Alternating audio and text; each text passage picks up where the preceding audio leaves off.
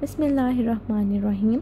Assalamu alaikum, my very dear students. I hope you all are very fine. This is Mrs. Bishra Javed, Assistant Professor of English from Government Degree College Women, Dubai Mahal Road, Bahawalpur, and today we are going to study our chapter number 11 from your second year English compulsory book. The name of our essay is First Year at Harrow, written by Sir Winston Spencer Churchill. Sir Winston Spencer Churchill was born on 30th November 1874 and he died on January 24, 1965. He was a British statesman, an army officer and a great writer. He was the Prime Minister of United Kingdom from 1940 to 1945. He led the country to victory in Second World War, and he served his country again in 1951 till 1955. He was famous for his inspiring speeches. He is considered one of the most influential personalities of 20th century. This essay is about his childhood memories of his school, Harrow. It is situated in London, England, and is the fourth most expensive schools. Churchill has written many books, and this essay is also taken from his autobiography, My Early Life. He wrote it in 1930. In this essay, he shares his school time and experiences without any hesitation. Rather, it seems that he enjoys telling his experience of school life. He tells us that when he was 12 years old, he had to go through the exams, which were a great trial to him. Here he also tells us that he liked history, poetry and writing essay and wanted to be examined in these subjects. On the other hand, the examiner had a great love for maths and Latin. Here, he also complains that the examiner always asks about what the writer didn't know. और मर्जी चूँकि examiners की ही चलती थी, इसलिए वो कभी भी उनके सवालात का तसल्ली बख्श जवाब नहीं दे पाया और इसका नतीजा ये था कि वो इम्तिहानात में कभी भी बेहतर कारकर्दगी नहीं दिखा सका.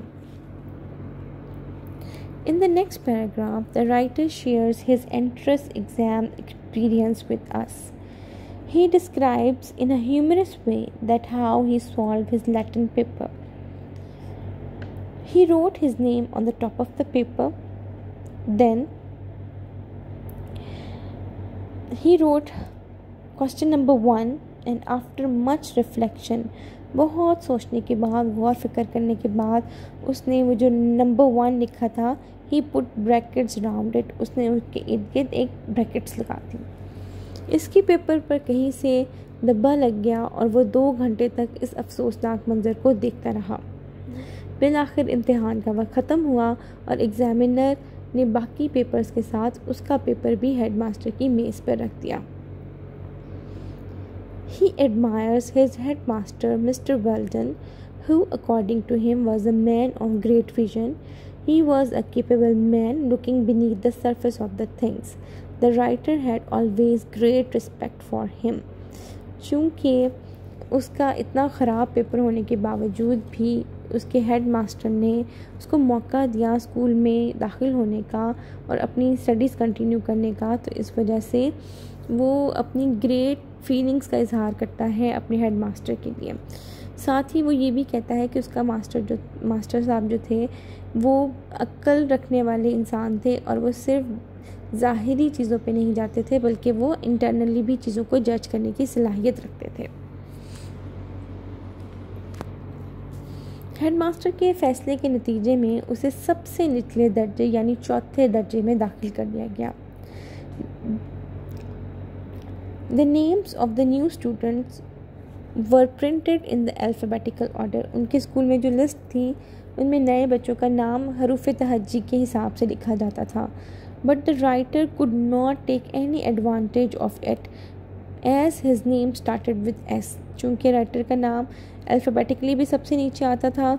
ही was only 2 from the bottom of the whole school, तो तमाम स्कूल के जो बच्चे थे वो उनके आखिर में था, और बाद में जो आखिरी 2 लड़के थे वो भी किसी वजह से स्कूल छोड़ गए और वो सबसे आखिर पर रह गया।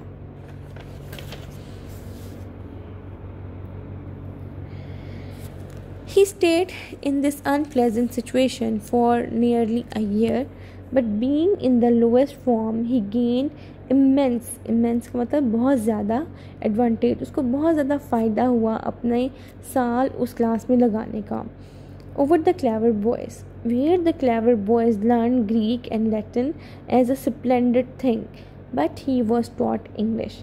जो स्कूल के होनहार और चालाक बच्चे थे, होशियार बच्चे थे, उनको लातीनी ज़बान सिखाई जाती थी, और उसकी तरह के जो बच्चे थे, कुन जहन बच्चे जिनको समझा जाता था, उनको सिर्फ इंग्लिश सिखाई जाती थी। उनको इतना कुन जहन समझा जाता था कि वो सिर्फ इंग्लिश ज़बान ही समझ सकते थे, और उनको इंग्लिश पढ़ाने की ज़िम्मेदारी मिस्टर स्मर्वल को सौंप दी गई थी।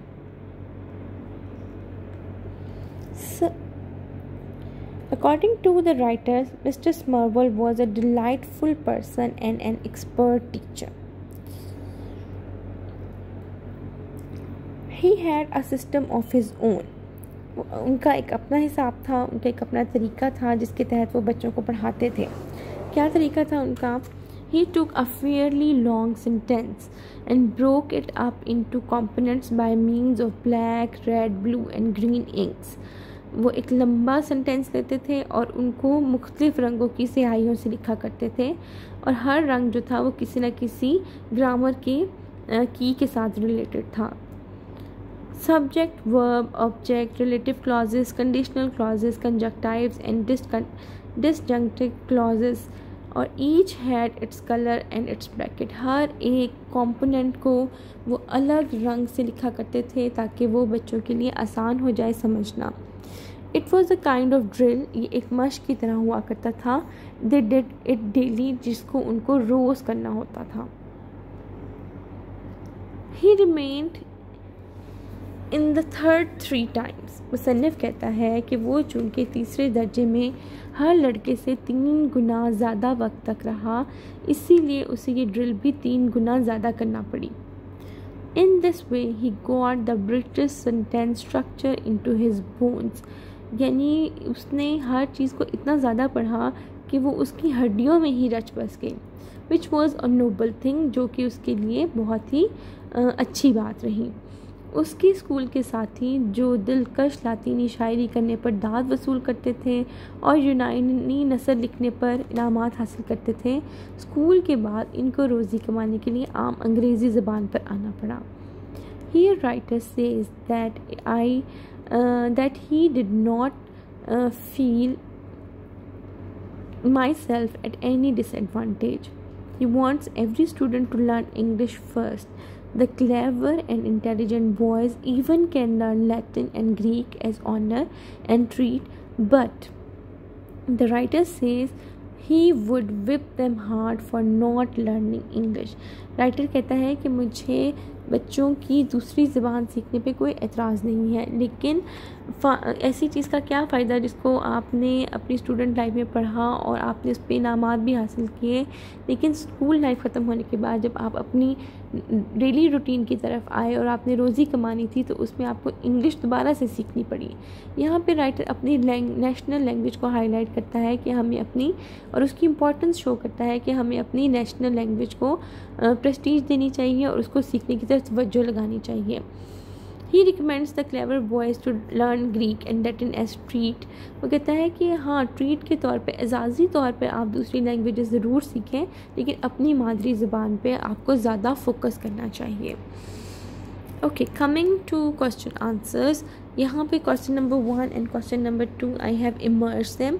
What sort of question are asked in exams? और दूसरा सवाल ये था कि the writer says that the examiner ask question which students can not answer and not those which they can answer. Is the complain just, कि क्या ये शिकायत दुरुस्त है के जो सवाल तलबा से पूछे जाते हैं वो उनका जवाब नहीं दे सकते। उनसे ऐसे सवाल पूछने चाहिए जो कि उन्हें आते हों। So the answer is the complaint is not just the intelligent students can answer any question. Only the dull and idle students complain so.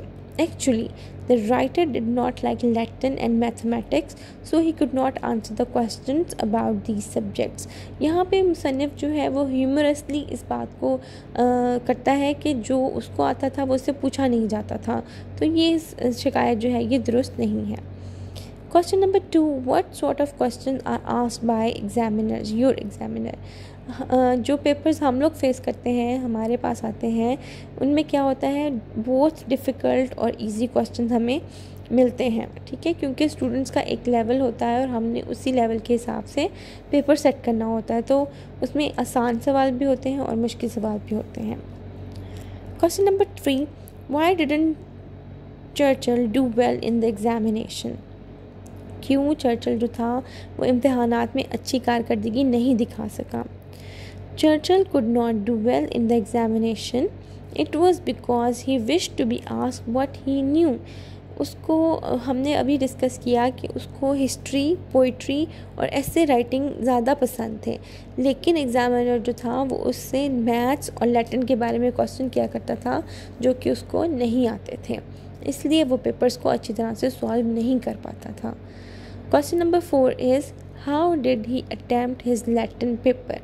उसका जो लातीनी ज़बान का पेपर था वो उसने कैसे सॉल्व किया था? In his Latin paper he just road his name, उसने सिर्फ अपना नाम लिखा, फिर उसने क्वेश्चन नंबर 1 लिखा और उसके बाद he put a bracket round it, और उसके इर्द गिर्द उसने ब्रैकेट्स लगा दी। Then unknowingly he put a bolt and a number of smudges on it, और उसके बाद उसके ऊपर स्याही का एक धब्बा लग गया और उसका पेपर जो था वो गंदा हो गया बहुत सारे नुक्तों से। Question number 5. Churchill was taught English at Harrow and not Latin and Greek. Was it a gain or loss? At Harrow, Churchill was taught English thoroughly. Churchill को मुकम्मल तौर पे इंग्लिश सिखाई गई और जो इंग्लिश का स्ट्रक्चर था it got into his bones, और वो एक अच्छा राइटर बन गया। He was able to earn his livelihood. It was a great gain for him. उसने इतनी अच्छी तरीके से इंग्लिश सीख ली कि वो एक अच्छा राइटर बन गया और ये इसके लिए फ़ायदे की बात साबित हुई। जबकि दूसरे हाथ पे जब हमने देखा कि दूसरे स्टूडेंट्स जो कि लैटिन और ग्रीक पढ़ रहे थे उन्हें अपनी लाइवलीहुड कमाने के लिए, रोज़ी कमाने के लिए दोबारा इंग्लिश ज़बान को ही सीखना पड़ा। Question number 6. What good did his 3 year stay at Harrow do to him? जो उसका 3 साल का क़याम था उससे उसको क्या फ़ायदा हुआ? During his 3 year stay at Harrow, Churchill learned English grammar thoroughly. मुकम्मल तौर पे उसने इंग्लिश ग्रामर सीख ली। This helped him a lot in his practical life. He became a good writer and afterward the Prime Minister. Question number 7. In after years, how did the knowledge of English stand him a good stead? क्या फ़ायदा हुआ अंग्रेज़ी पढ़ने का? The essential structure of English grammar got into the bones of Churchill. He faced no difficulty in the daily affairs of life due to his knowledge of English. He became a good writer and successful politician. Thus, teaching of English was a gain for Churchill. उसको आगे चल के कोई मुश्किल पेश ही नहीं आई बजाय इसके उन लोगों के मुकाबले में जो कि लैटिन और ग्रीक सीख रहे थे। Your last question is,